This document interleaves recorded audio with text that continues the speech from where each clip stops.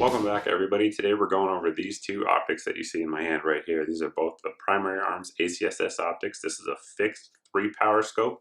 This is a fixed 5-power scope. These both use prism style optics, which are very durable, very rugged, and give you very good clarity for the money. So that's the bonus of using a prism style scope. The downside of it is they are a little bit heavy, which we'll get into those details here a little bit more coming up. But both of them have the ACSS reticle. The beauty of them is that they're different reticles, but still based on the same system. So in the 3X, it's a little bit simpler reticle to get you on target quicker, but still give you those ranging capabilities at distance. And with the 5X, it's a little bit more complex, a little bit more going on, because it gives you added capabilities when shooting at distance. So what we're going to do next is take a quick look at these scopes, some of the features of them, how they work, and some of the details of the reticle. And at the end, we'll let you know what we think of them both overall.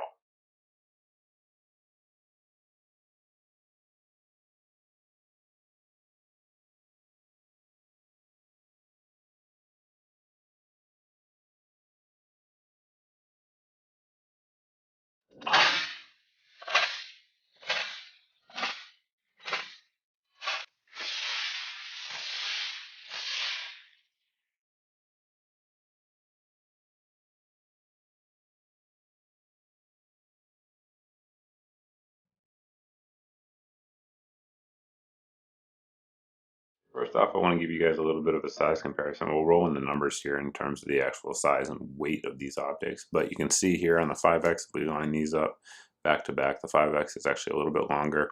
It's also got a much larger objective lens. Now, to get into that, I want to sort of point out a couple other things, sort of where we've come from in terms of history of the primary arms ACSS scopes. I think I got them all here with the exception of the 300 blackout scope. So on that note, I should point out the 3X also comes in a 7.62 by 3.9 or 300 blackout version of the reticle. So these are both 5.56, 308, and 5.45.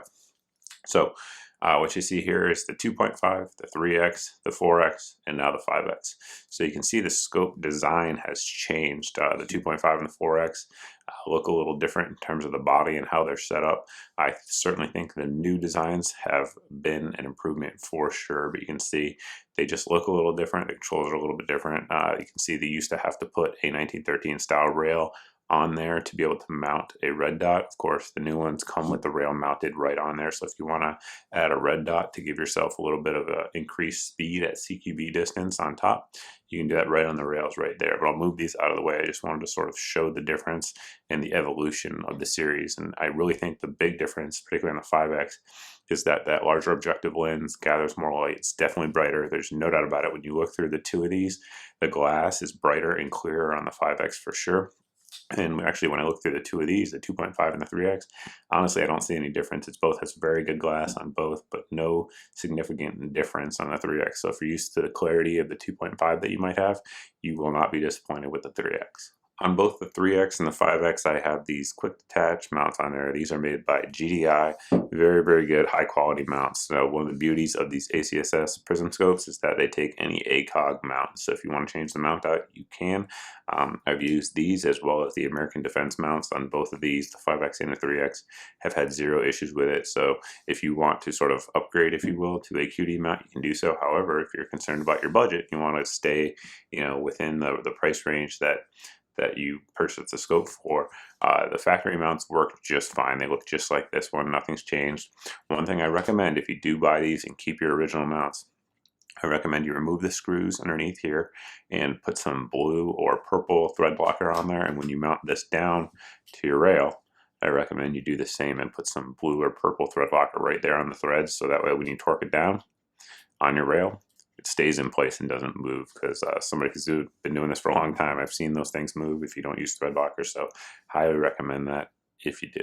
Both of these scopes are going to have very similar features in terms of how they work and how they're set up. One big difference, though, is going to be the color difference. On a 3X, we just have red illumination. You can see our dial here goes from 1 to 11. That's right, just like Spinal Tap, it goes to 11. And on the 5X here, we have two different colors. So we have green illumination, and we also have red illumination. So besides that, the function of them in terms of how they work and zero and all that stuff is going to be identical. So I'm going to set it off to the side and focus on the 3X just for demonstration purposes. For the sake of time, I unscrewed the cap here on the turret. Now, both of them are capped. They had these nice little rubber attachment points here to keep it from flying off, and so that way you don't lose them in the field. They are O-ring sealed on there, which is nice for waterproofness and durability. These are rated to be out in the rain without problem. The elevation and windage adjustments on both scopes are half MOA. If I quiet down here, you'll probably be able to hear. Very positive. Clicks throughout, so you certainly know it's tactile and audible when you move it over one. And then to seal it down, you're just going to turn that down, and when you get to the end, you'll feel the O-ring kind of engage and seal it to keep that water out. Now, of course, these are nitrogen purged as well. They have multi-coated lenses for good optical clarity. One thing that you'll often read about the ACSS scopes here on the internet is how good the clarity is. Now, it's not as good as an ACOG, which is a very similar sort of more highly priced competitive option, but for the money, it's very, very good. I just removed the battery cap, which is on top of the illumination dial there. You can see it's powered by a CR2032 battery. These ones here are pretty common these days. You see them at Walmart, many other places. Of course, they're all over the place on Amazon. And this is also O-ring sealed. The cap is, so you don't have to worry about water getting in there. If you screw it down all the way, of course, you can screw it down with a quarter or a screwdriver like we're doing here. And to adjust the illumination, you guys probably can't see that on camera because the camera won't focus too well. But you can see you can go through all the numbers and it'll get quite bright and then come all the way back to 0 and go off. On the rear of each of the scopes, we have our focal ring that allows you to sort of set it to your eye, so that way your reticle is nice and crisp for you, because everyone has different eyes and you're going to see it differently, so you can adjust it in and out to make sure it's just right for you. On that note, I should say, eye relief on these is very good. So I think on both of them, it's right around 2.75 inches. So for a prism style scope with this magnification and this field of view, it's pretty impressive. Let's get into the reticles, which is one of the biggest selling points of these scopes. Now, the ACSS on the 3X is the CQB style reticle. So you have the outer ring, the inner horseshoe, and then the dot. Now, all of the ACSS scopes are set so that you should zero them at 100 yards with the primary loads. Of course, they're using different loads for it. There are different calculations. Those are all in your owner's manual, but with 5.56, 308, 5.45, they should all be zeroed at 100 yards. And you can see all the different ranging properties here in this reticle that make it so useful out in the field. The outside dimension of the inner horseshoe is going to give you the approximate size. When that lines up with a person, their shoulders, if they're facing you, they're approximately 200 yards away. The inner part of the horseshoe, that person is approximately 300 yards away, and then 400, 500, and 600 down the line. You can see how the lines get smaller as they go down, and regardless of the distance, that's going to give you the width of approximately 18 inches, or an average man's shoulders, when you're trying to range estimate that person. On the outside horseshoe, you can see those lines as well. What that's going to do is give you the ability to range estimate a person as they're standing. So according to military doctrine, range estimation, an average person is 5'10". So when you put the person over those lines, wherever they stand up to is how far away they are. It corresponds all the way down, and it just gives you a good way to quickly range estimate, get your holds, and make sure you're using the right holds to ensure you get hits at distance.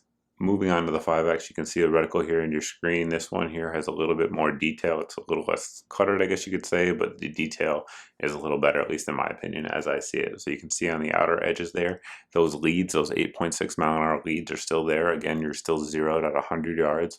As we go down, instead of going to 6 like we had on the 3X, this one goes out to 800 yards, and the wind holds are going to be the same over there on the sides. So very helpful, again, for ensuring we get our first shot hits, and those are just, again, for 5 mile an hour. So if it's 10 mile an hour full value wind, double it. If it's a little less, go in between, that's something the shooter's going to have to learn from just experience out there and learning to read the wind. So out on the right side, we do have the same ranging reticle for a person who's 5'10", again going this time to 800 yards instead of 600. At this point in the video, it probably seems like I went into boring detail on the ACSS reticle, but in fact, I actually have a 20-minute video that's much more detailed on different 0 points at different elevations, different loads, all that stuff that this reticle has to offer. So it's super, super cool reticle that has so many capabilities. I kind of just glanced over it here in this video, but rest assured, it's got a lot of capabilities and can do or can offer the shooter some pretty big advantages over other reticles out there on the market. So I am a fan of it for sure. As to these optics, one thing that everybody wants to know, of course, is going to be price. So the 3X, I think, comes to market at like 260, 270. This one here is like 290, I believe, most places. So that's pretty good in terms of value for what you get with them. Like I mentioned, they're Prism optics. The 2.5 and the 4X have been out for years now. The 5X, I think I've had this one in for well over a year for sure. So I've used it on a lot of different rifles, and as I have with the 3X, and they've held up just fine. No issues at all in terms of durability, as you'd expect. I know there's plenty of torture tests out there on the internet. You can see them. They're proven optics, and again, for the money, a lot of capability. So I know you guys are going to ask, so which one should I get? Well, I don't know, right? If you have a DMR rifle that you're consistently shooting at, say, like 75 yards and out, so like 75 to 600 yards, I definitely would go for the 5X. It gives you increased capability. That extra magnification will help you get on target and stay on target easier at distance. Now, most folks who own like AR-15s or AK-74s or whatever, or Tavors or CZ805s or whatever the case may be, I think the 3X is going to offer a little bit more real world performance, if you will, because from what I've seen just over the years, most folks are shooting at 25, 50, 75, 100, maybe up to 300 yards. So in that range, as well as having the capability for doing CQB, I think the 3X has a little bit more capability. For CQB, absolutely 3X would be my choice of the two. Now, like I talked about in many videos, I always recommend, like ACOGs and aim points and stuff like that for home defense. That's just the way I am. But in that video, if you check out my video for AR-15 setup for home defense, I actually mentioned that if you're not going to do that, you're not going to spend the money, I recommend getting an etched reticle. Both of these have etched reticles, meaning that if the electronics in there go down, it doesn't matter. The etched reticle is still there and you'll still be able to use it, which is one thing I like. So if you're looking for a low cost CQB type optic for your weapon, this one would be a good choice. It's certainly able to get on target fast, at least a little bit faster than the 5X, a little bit faster than the 4X options that are out there for ACOGs and stuff like that. So it also has a little better eye relief than a lot of the ACOGs, which I like as well. So I don't know which one to get. They're both good. They both have different pros and cons, but I hope we covered them here to help you guys decide. If you guys have any questions on these optics, you can always post below in the comment section. You can also post over at my Facebook page as always. But thanks for watching, guys. Thanks for subscribing, and we'll see you in the next video.